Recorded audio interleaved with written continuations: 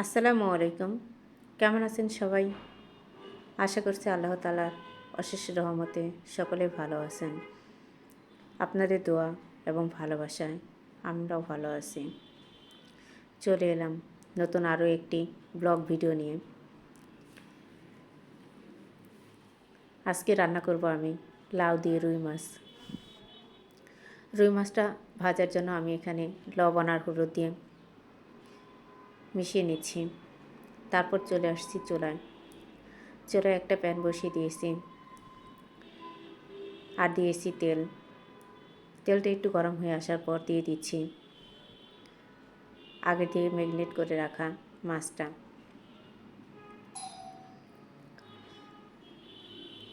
মাছ কিছুক্ষণ ভাজার পর একটু উল্টিয়ে দিচ্ছি। এক পাশ হয়ে এসেছে, আরেক পাশ হওয়ার জন্য মাছটা উল্টিয়ে দিচ্ছি। যেহেতু চুলার এগুলা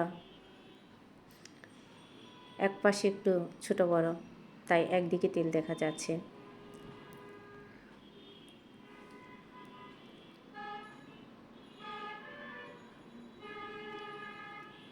মাছটা ভাজা হয়ে গেছে, চুলা থেকে নামিয়ে নেব। রান্নার জন্য চুলায় একটা হাঁড়ি বসিয়ে দিয়েছি আর দিয়ে দিচ্ছি তেল। আমার যেহেতু রান্নায় আস্ত জিরা পছন্দ করে, তাই দিয়ে দিচ্ছি আস্ত জিরা আর দিচ্ছি 1 কাপের মতো পেঁয়াজ কুচি। চুলায় দিয়ে সুন্দর করে ভেজে নিতে হবে। তারপর দিয়ে দিলাম 1 চামচের মতো আদা রসুন বাটা। আদা রসুনের কাঁচা গন্ধ না যাওয়া পর্যন্ত ভেজে নিতে হবে।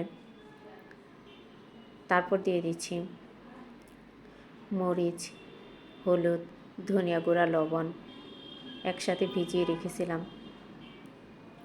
মশলাটা কষানো পর্যন্ত অপেক্ষা করলাম। মশলা কষানোর পর দিয়ে দিলাম আগে থেকে কেটে রাখা লাউ।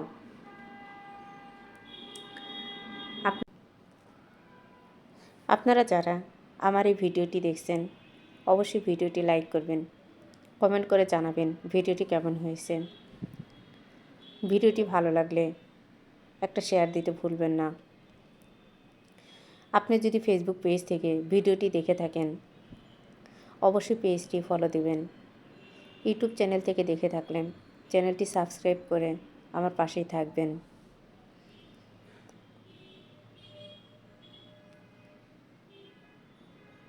লাউটা কষানো হয়ে গেছে, এখন দিয়ে দিব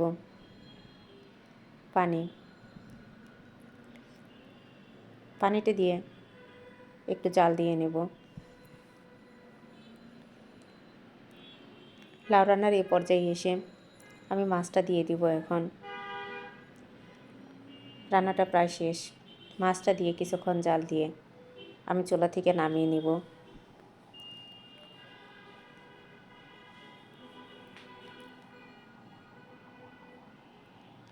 তরকারিটা হতে হতে আমি পাশের চুলায় একটা প্যান বসিয়ে দিয়েছি আর দিয়ে দিলাম কিছুটা তেল। দিয়ে দিচ্ছি পেঁয়াজ কুচি আর আস্ত জিরা দিয়ে সুন্দর করে ভেজে নেব। আর এখানে মিষ্টি কুমড়াটাও দিয়ে দিয়েছি। মিষ্টি কুমড়াটাও আমার রান্না শেষ, চুলা থেকে নামিয়ে নেব। আমার রান্না শেষ আর দেখেন দুপুরের খাবার প্রস্তুত। দুপুরে খাবার খেতে খেতে আপনাদের থেকে আমি বিদায় নিচ্ছি।